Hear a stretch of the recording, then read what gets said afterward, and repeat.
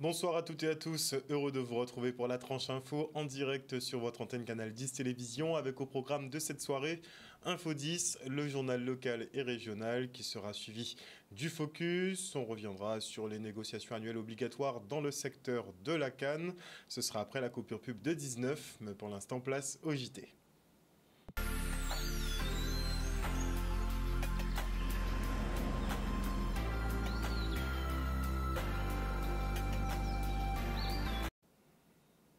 Nous sommes le jeudi 22 février 2014 et on ouvre en bref avec un petit volet économique puisqu'en quête d'un repreneur, la compagnie maritime Express des Îles est finalement rachetée par FRS GmbH, une entreprise allemande. Fierté locale, le transporteur cède donc ses 3 catamarans à haute vitesse à un géant qui en compte une soixantaine. Et si le Guadeloupéen Onic de Ravel reste à la tête de la société dans nos îles et que les équipes y seront maintenues, les avis sont mitigés quant au changement de bannière de ce transporteur qui assure des liaisons inter-îles depuis 40 ans maintenant. Nous sommes partis à votre rencontre voir ce que vous en pensez. Regardez. Mauvaise nouvelle. Historiquement, pour l'histoire, c'est pas une bonne nouvelle. En tout cas pour la Guadeloupe, je ne crois pas que ce soit une bonne chose. Mais déjà, un groupe, ça veut dire que c'est un gros truc plein de fric, donc c'est pas une bonne chose. Puis être acheté par un Guadeloupéen, il y a des Guadeloupéens qui ont de l'argent. Après, s'ils continuent d'assurer les liaisons et qu'ils emploient du personnel local, c'est toujours une bonne nouvelle. Il faut garder ce qui est au Guadeloupéen, il faut le garder. Il ne va rien nous rapporter, quoi. On va lui donner de l'argent, c'est tout. Parce que je pense que c'est une entreprise locale qui aurait dû rester au niveau local. Peu importe le lien à dimension internationale que ça pourrait prendre, à mon avis, pour l'emploi, ça pourrait poser problème. Un reportage de Maxime Morel. Et en janvier, notez que le trafic aéroportuaire atteint près de 215 000 passagers, soit une baisse de 2,7% comparativement à janvier 2023. Et si le trafic vers l'Hexagone continental est en hausse de 1,5%, le trafic régional, lui, connaît un fort retrait avec l'arrêt des activités d'Air Antilles. On parle tout de même de 27% en moins. Et pour ce qui est du réseau USA-Canada, eh bien, il est en hausse de 11%, mais demeure en retrait de 20% de son niveau d'avant-crise. Pour effectivement la France continentale, on est quand même à 95% du niveau de 2019. Et on se rend maintenant au tribunal pour la présentation des chiffres de la violence et la délinquance 2023. Le parquet général regrette une recrudescence des vols étroitement liée à la circulation des armes à feu. Les autorités entendent donc démultiplier les opérations place nette, des actions de grande ampleur sur la voie publique et dans les quartiers difficiles. On fait le point avec Xavier Lefort, préfet de région. On a un sujet. Voilà. On a un problème en ce qui concerne effectivement les atteintes à l'intégrité physique des personnes, et notamment au vol à main armée, et ça c'est directement lié à la problématique de circulation des armes. Et ce qu'on a dit avec le parquet général, monsieur le procureur général, les procureurs de la République de Pointe-à-Pitre et de Basse-Terre, le directeur de la police nationale, le colonel Rabasté pour la gendarmerie nationale, c'est qu'il faut qu'on renverse la situation en matière de circulation et de détention des armes. Voilà. On a 23% ou 25% de vol à main armée avec armes à feu en plus par rapport à 2022. Voilà. Donc il y a un effort qui doit être fait par tout le monde. Il y a une réponse pénale, évidemment. Il y a un travail de contrôle, il y a un travail de la part de la police, de la part de la gendarmerie. Voilà, il faut qu'on poursuive en 2024 ce travail. On a mené un certain nombre d'opérations place nette, qui sont des opérations coordonnées, police, gendarmerie, avec les différents services de l'État. Et puis il y a un travail, je dirais, de pédagogie, de sensibilisation auprès des parents.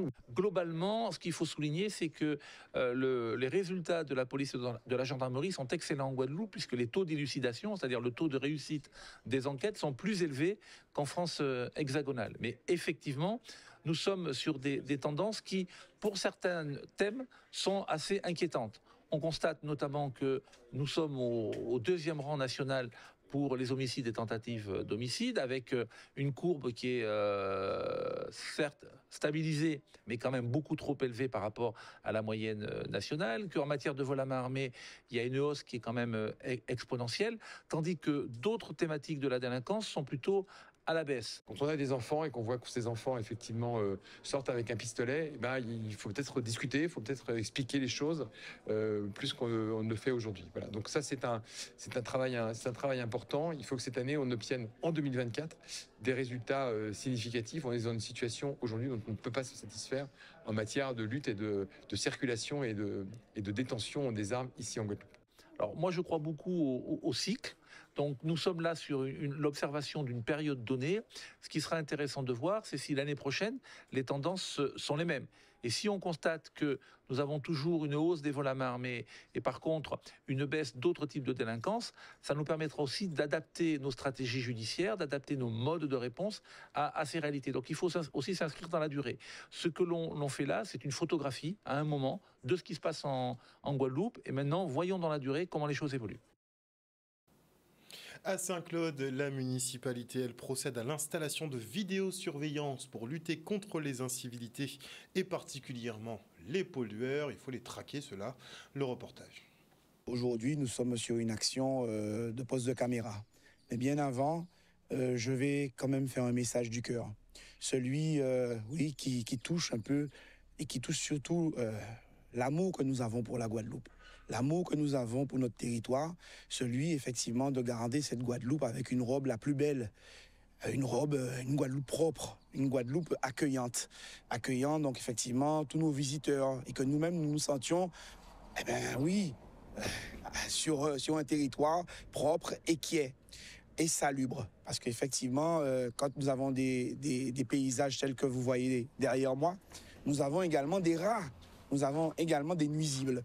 Donc, par conséquent, il est important que je puisse aujourd'hui demander cordialement à chaque Guadeloupéen, à chaque Saint-Claudien, de pouvoir mettre en place une action et surtout que les collectivités telles que la région et la CSGC proposent des outils.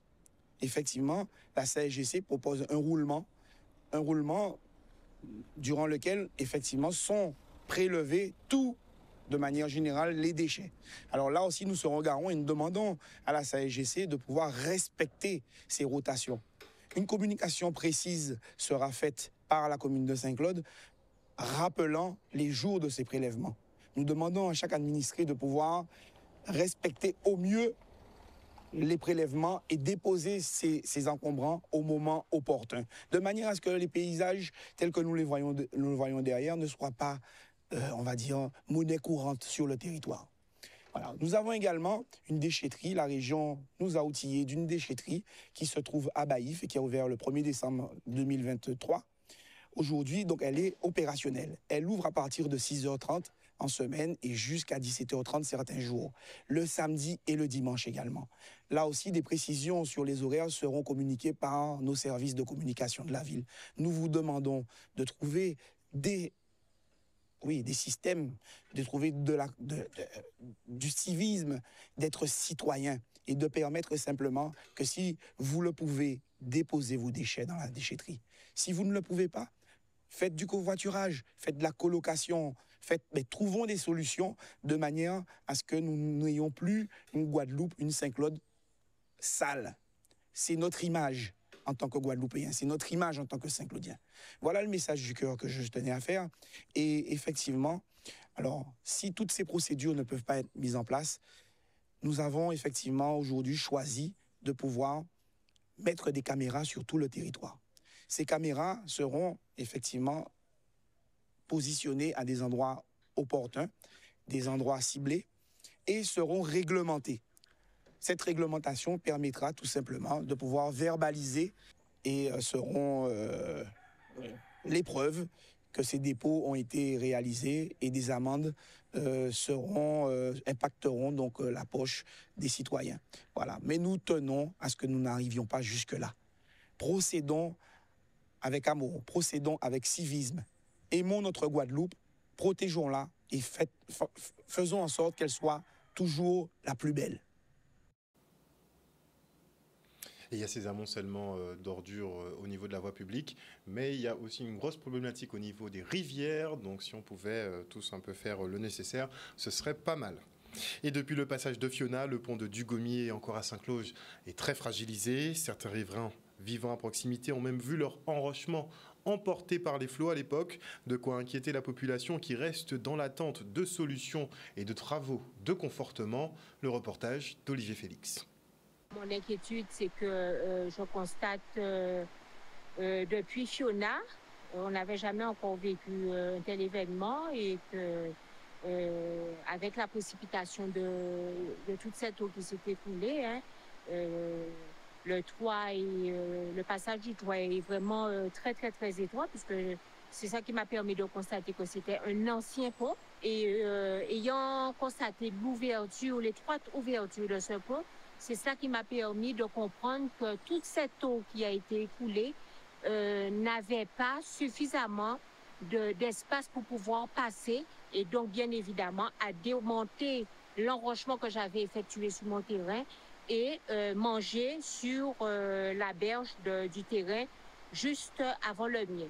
Et ensuite, après le pont, j'ai interpellé un élu de la ville de Saint-Claude, M. Vitalis, qui s'est aussitôt rendu sur les lieux suite à mes inquiétudes avec un autre élu. Ils sont descendus dans la rivière, ils ont constaté eux-mêmes les dégâts occasionnés et la fragilité, mes observations faites au niveau du pont. Donc, de ce fait, ils ont fait remonter l'information et ensuite, je n'ai plus eu d'autres informations. Effectivement, en 2022, donc en septembre 2022, la tempête Fiona a largement ébranlé de nombreux ouvrages d'art sur le territoire de Saint-Claude.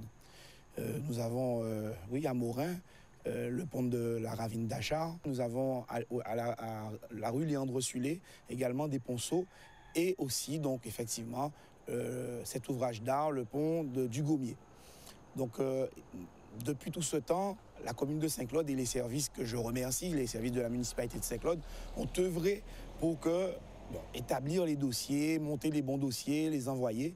Et nous avons eu, effectivement, tout le monde l'a su, donc la Guadeloupe a été, suite à Fiona, placée catastrophe naturelle. Donc, depuis, donc, effectivement, nous avons eu à expertiser et à pouvoir comprendre comment conforter, sécuriser les berges de tous ces ouvrages d'art que je viens de définir, mais surtout celui de Dugommier qui était le plus impacté. Surtout que la population de Dugommier est enclavée et qu'il y a un seul pont, donc une seule entrée, une seule sortie.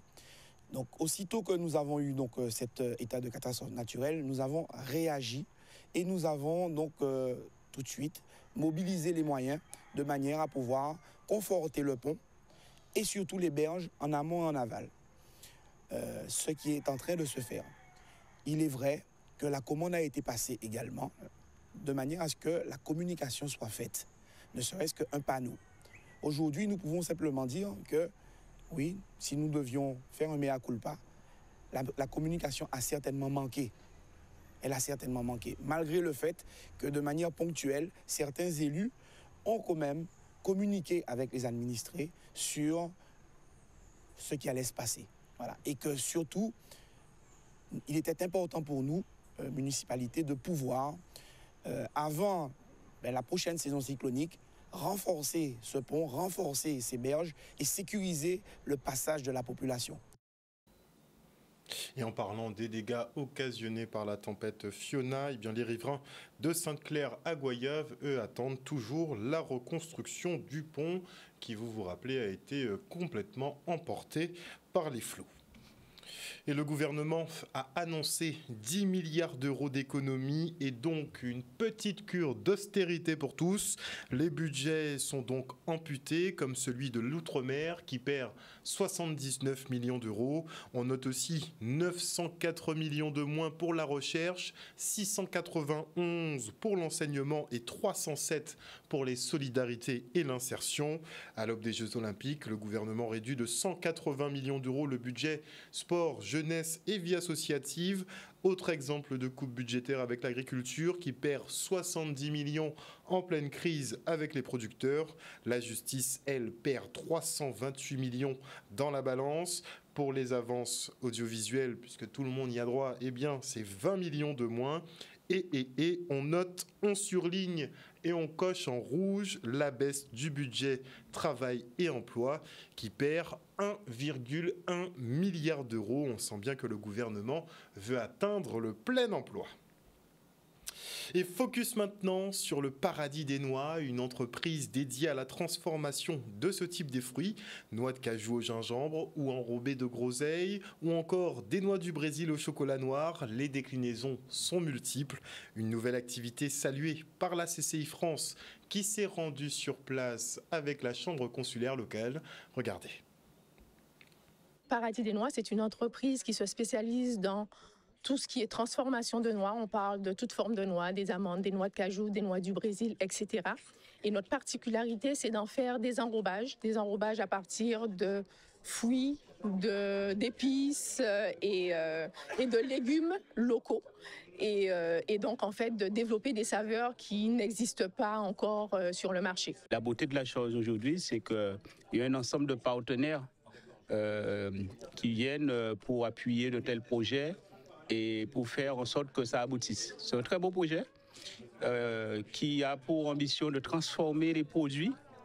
Donc c'est de la grosse transformation. Des noix qu'on transforme, qu'on enrobe avec les saveurs du pays et qui fait que ça soit un produit authentique et originel. Alors, premièrement, elle est belle et elle est bonne, d'accord ?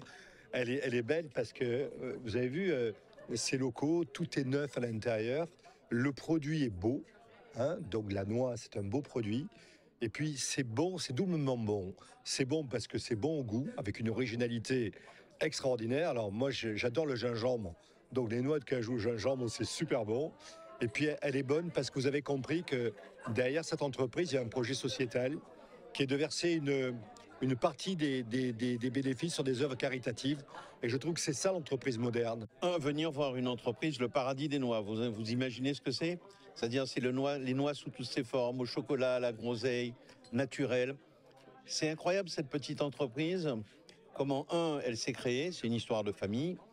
2, comment elle regarde déjà vers l'étranger, des Japonais, des Canadiens, des Américains qui s'intéressent à la façon dont on fait les noix. Alors, les noix, en réalité, c'est pas le sujet, c'est ce qu'on met autour.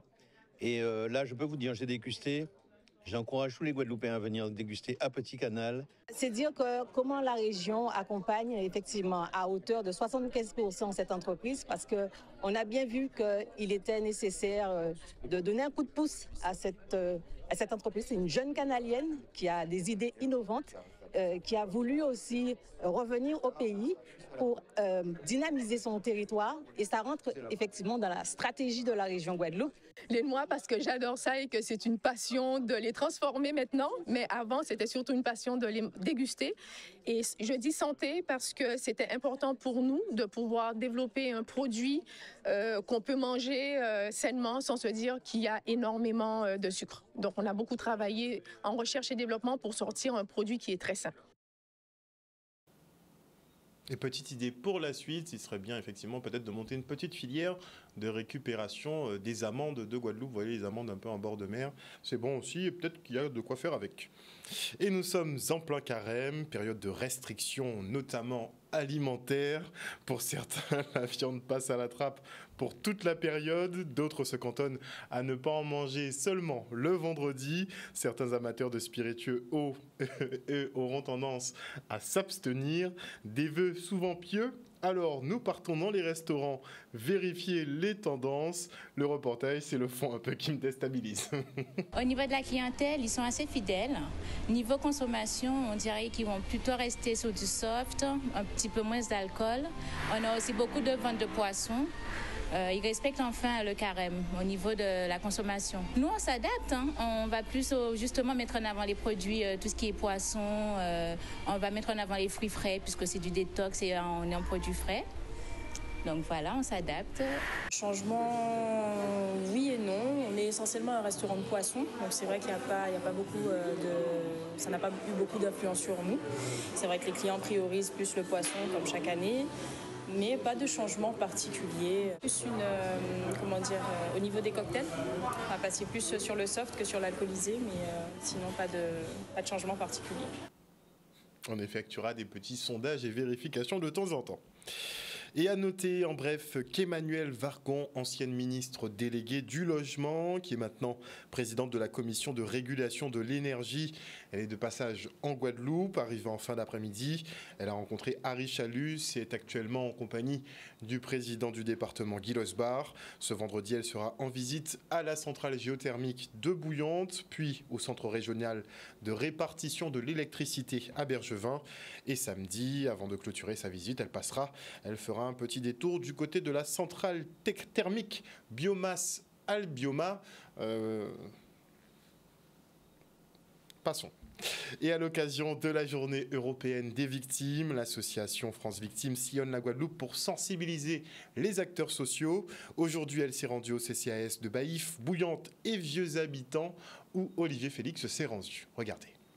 Il s'agit pour nous de sillonner un petit peu la Guadeloupe sur le sud Basse-Terre et le nord Basse-Terre pour expliquer nos missions et puis surtout aller à l'encontre des publics pour qu'ils nous connaissent, puisque en tant que victime, on a besoin d'être aidé, d'être accompagné. Et quelquefois, il n'est pas simple de savoir par où commencer. Donc notre rôle, c'est de les accompagner de la plainte au pénal pour toute infraction. Lorsqu'elles se déplacent vers nous, qu'elles sont orientées, nous les prenons en charge, puisque nous avons à la fois un pôle social, un pôle juridique et un soutien psychologique qui peut leur être proposé.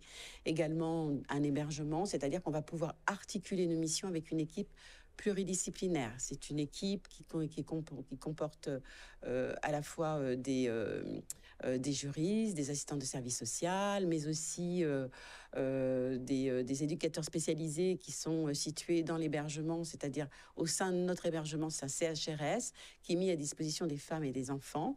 Et puis voilà, nous allons donc coordonner toutes nos missions. Nous avons également une médiatrice culturelle. Donc voilà, tout est mis en place, en tout cas possible.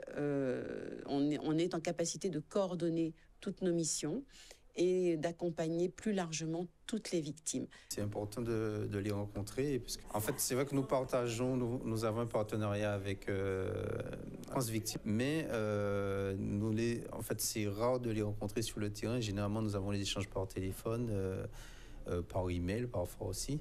Donc c'est intéressant de les rencontrer pour savoir à qui on a affaire et aussi pour pouvoir renforcer ce partenariat que nous avons déjà naturellement, puisque ce sont des partenaires essentiels sur le territoire et qui nous permettent d'accompagner nos administrés pour quel que soit le problème, surtout les personnes victimes de violences, mais aussi pour tout ce qui est conseil au niveau juridique et dans le cadre d'un accompagnement au niveau social de façon globale, de toutes les façons. C'est vrai que c'est large, les victimes, c'est au sens large. Ce ne sont pas que les violences conjugales et nous ne sommes pas cantonnés aux violences conjugales, mais nous sommes une équipe qui travaillons autour de toutes les problématiques. Nous retrouvons dans des situations où est-ce qu'il y a un peu plus de précarité par rapport à l'inflation, par exemple.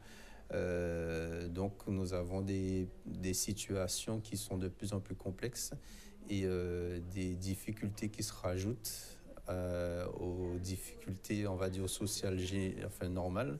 Il y a d'autres problèmes qui se rajoutent avec des agressions, des violences verbales, parce que forcément il y a plus de tensions. En fait, on est dans un climat social où il y a plus de tensions.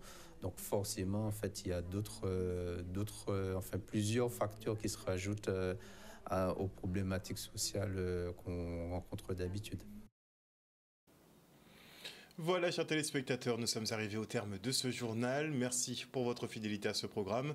N'oubliez pas que sur Canal 10 Télévision, vous faites l'information que nous diffusons.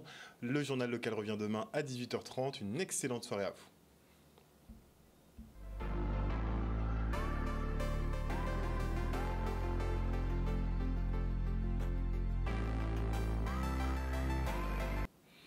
À venir dans la tranche info sur Canal 10, le Focus, on parlera de Cannes.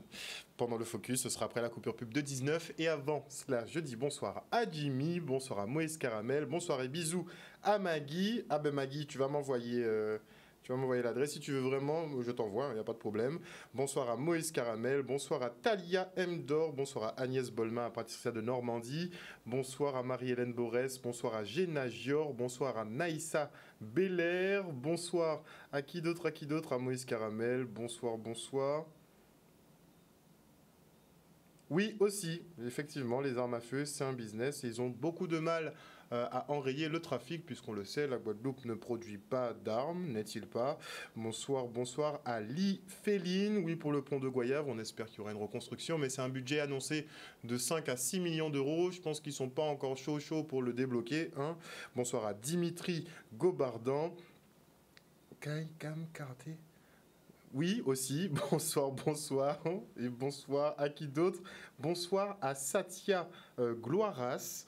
Oui, il y a beaucoup de ponts à refaire. Ils sont quasiment tous fragilisés, ça c'est sûr. Bonsoir à Rafaela Duflo. Et bonsoir à qui d'autre? À Don Luciano, qu'il n'avait pas vu depuis un petit moment. Bonsoir à Don Luciano et bonsoir à Moja Isaiah également, ainsi qu'à Marcelin Comment. Oui, c'est pas mal le concept de noix au gingembre, faudra tester. Bonsoir aussi à Oji Karukira, à Marie Rutil, à Krabla Delio. Et on va s'arrêter, sinon je vais m'éterniser. On se retrouve après la pub.